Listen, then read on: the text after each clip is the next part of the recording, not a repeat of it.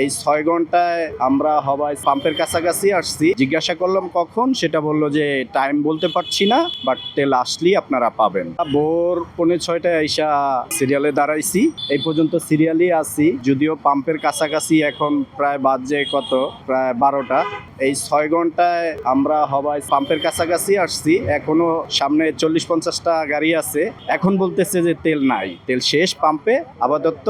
আবার তেল যখন আসবে তখন আমাদেরকে তেল দেওয়া হবে। জিজ্ঞাসা করলাম কখন, সেটা বললো যে টাইম বলতে পারছি না, বাট তেল আসলেই আপনারা পাবেন। এই হচ্ছে অবস্থা।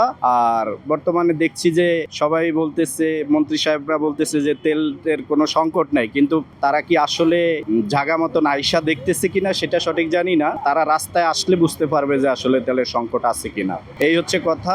আদৌ কবে এটা মিট হয় জানা নাই, বাট আমাদের একটাই কথা যে এই ভোগান্তিটা যে দীর্ঘ সময় মানুষের না পোহাইতে হয়। আর যদি সংকট থেকে থাকে তাহলে তারা সেটা স্বীকার করুক যে হ্যাঁ সংকট আছে আপাতত। তারা এটা স্বীকার করছে না যেহেতু, তাহলে সংকট মিটানোর ব্যবস্থা করুক। এই টাটকা রোদের ভিতরে এসে দাঁড়িয়ে থাকা হচ্ছে, তারপর আমরা সময় মতন অফিস করতে পারছি না। আমাদেরকে মালিকরা বারবার কল করে জিজ্ঞাসা করছেন। হ্যাঁ, সব মিলিয়ে মানে এক কথা আমাদের উপরই আইসা চাপটা পড়ে। আসলে সবাই তো অফিসারেরা তো সবাই বুঝে না এটা আনতে যেতে যে কতটা কষ্ট।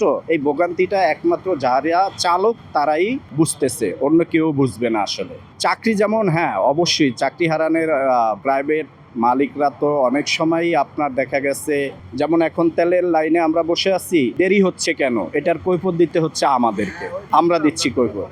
তারা বুঝতে চায় না যে কি কারণে দেরি হচ্ছে। চাকরি হারানোর ভয়টা সবার ক্ষেত্রে এক না, অনেকে থাকতে পারে, বাট সবচেয়ে কষ্টের বিষয় হচ্ছে আমরা যে দীর্ঘ সময় লাইনে দাঁড়িয়ে আছি, এটা সবাই বুঝতে চায় না বা বুঝেও না। তারা প্রেজেন্টে আসলেই হয়তো বা বুঝতে পারে।